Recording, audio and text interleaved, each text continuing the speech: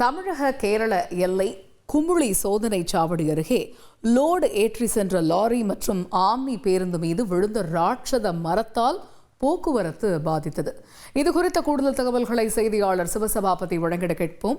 சிவசபாபதி, தற்பொழுது அங்கு நிலவக்கூடிய சூழல் என்ன? அந்த ராட்சத மரம், அதில் சிக்கியிருக்கக்கூடிய அந்த பேருந்து, இதை அப்புறப்படுத்துவதற்கு எடுக்கப்பட்டிருக்கக்கூடிய நடவடிக்கை என்ன? பேருந்தில் பயணிச்சவங்களுடைய நிலை என்ன? தமிழக கேரள எல்லையான குமுளி, இந்த குமுளி தான் பாத்தீங்கன்னா 2 மாநிலத்தையும் பிரிக்கக்கூடிய எல்லையா இருக்கு. அப்படிங்கிறப்போ தமிழக பகுதியிலும் கேரளா பகுதியிலும் தனித்தனியா செக் போஸ்ட் இருக்கு, அங்க சோதனை சாவடிகள் இருக்கு.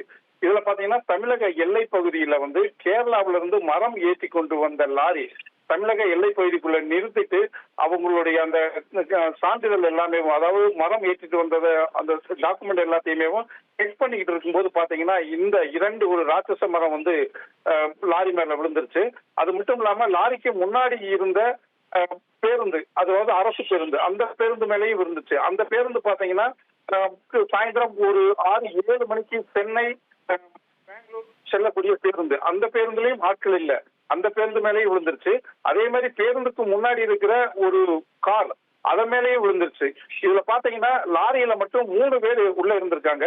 இதுல 2 பேர் வெளியில வந்துட்டாங்க. அதுல ஒருவர் படுகாயம் அடைந்து மருத்துவமனையில அனுமதிக்கப்பட்டிருக்காங்க. ஒருத்தர் பாத்தீங்கன்னா மரம் போட்டு அமுக்குறதுனால மரத்தை வெட்டி அவரை வெளியில எடுக்க முடியும் அப்படிங்கிற முயற்சியில இப்ப மரத்தை அகற்றப்பட்டு அவர் வெளியில எடுக்கப்பட்டிருக்கு. தொடர்ந்து பாத்தீங்கன்னா இந்த மரம், அதாவது அந்த பகுதியில எல்லாமே நல்ல மழையும் காற்றும் வீசுவதால் இந்த ராட்சச மரம் விழுந்திருக்கு அப்படின்னு சொல்லலாம். இந்த பணியில பாத்தீங்கன்னா தமிழக காவல்துறை மற்றும் தமிழக தீயணைப்புத்துறை, தமிழக நெடுஞ்சாலைத்துறை மற்றும் கேரள போலீசார் இந்த மரத்தை அப்புறப்படுத்தும் பணியில ஈடுபட்டு இருந்தாங்க. இந்த விபத்தின் போது பாத்தீங்கன்னா கிட்டத்தட்ட 2 மணி நேரம் மேலாக போக்குவரத்து பாதிப்பு ஏற்பட்டது. தகவல்களுக்கு நன்றி சிவசபாபதி.